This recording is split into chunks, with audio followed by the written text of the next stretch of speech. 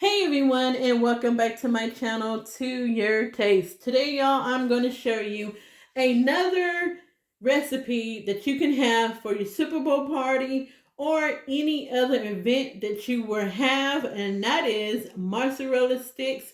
And I'm going to tell you, if you eat mozzarella sticks at a restaurant, homemade is 100 times better and is actually cheaper to make, right? Because most of these ingredients you already have on hand. You have your flour, your eggs, your seasoning, olive oil. You may or may not have panko, but that's okay. If you don't, and if you have breadcrumbs, you can use that to replace the panko crumbs. And then your tomato sauce or your marinara sauce. That's all you need. But like I said, this is 100 times better and it's cheap to make. And all you would need is your tomato sauce, some eggs, flour, panko crumbs or breadcrumbs if you have it, garlic, salt, Italian seasoning, olive oil because we're frying it, and then your mozzarella sticks. And they come 12 to a pack. So if you're making it, you can just cut it in half and you have 24. Because you're going to be serving other things at your event or at the Super Bowl party. So your guests can eat a few of these, or you could keep them whole as well. Get your 2 12-packs and you have 48. You have 48 if you cut them in half. Not, you have 24 if you keep them whole. But I'm cutting mine in half. And so here I already have my breadcrumbs. So I have a cup of breadcrumbs in this bowl. And also I have half a cup of flour in this bowl. And the reason why I have the garlic, salt, and Italian seasoning is because we're going to season up that flour. And you know what I say, if you season it up, you can taste it. I know it's not the most delicious thing, but I always taste my flour when I add seasoning to it to make sure the seasoning is on point. And then we're just going to add some Italian seasoning to my breadcrumbs. All right, so I'm just going to grab another bowl so I can put my eggs in it, and then we'll get started. Okay, y'all, so I did beat my eggs, but for those of you who do not know, I have chickens. And so I don't need to buy my eggs from the supermarket. I could just go down to the chicken coop and get the eggs. And if you ever had eggs from a farm, I know that the yolk is actually thicker than it would be at the store. So I'm going to add a little bit of milk to this. But if you're using eggs from the grocery store, you will not have to add milk to it unless you want to. So I'm just going to add just a little bit of milk to this so it won't be so thick.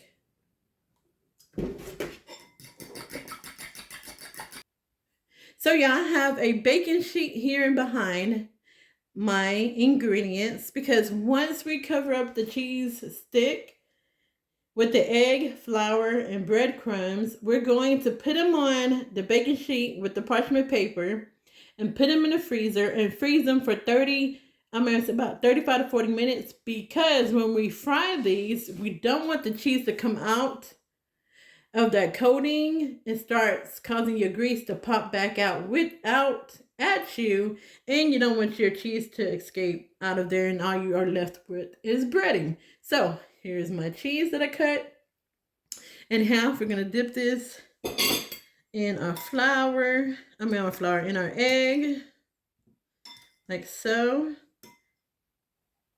And we're down here to our flour. I have another. Sorry, y'all, for the scraping. Here. And then we're just going to put it back in the egg mixture and then the bread coating. I got a little bit of egg right there.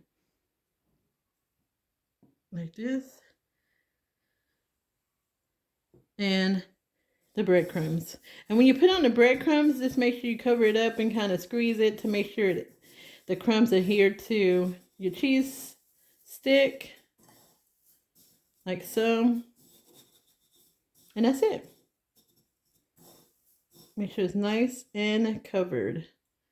Like that. All right, so I'm gonna do the remaining ones and then I will be back. All right, everyone. So I have these all nice and covered. Now we're just gonna put them in the freezer for about 35 to 40 minutes. Make sure they're nice and frozen before we will freeze these. And like I said, the whole reason why we're putting them in the freezer so that the cheese won't come melting out of the coating once you start to fry them.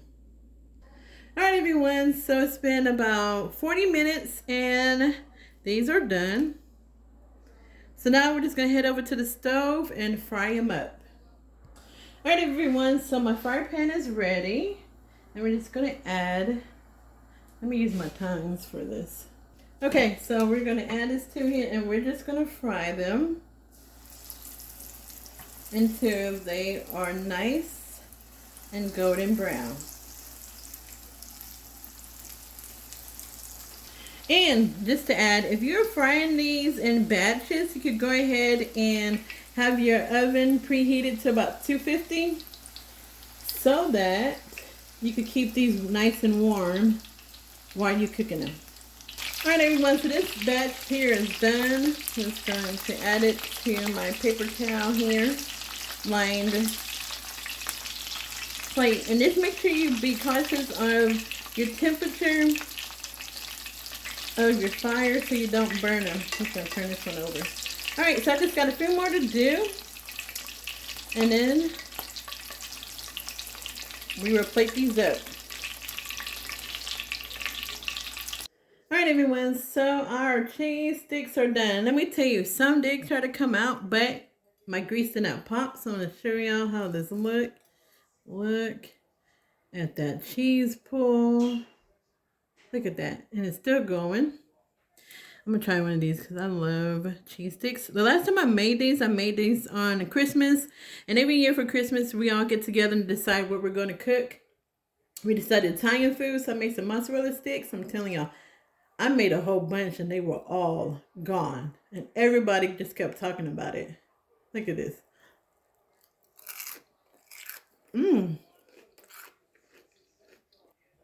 They are nice and crunchy.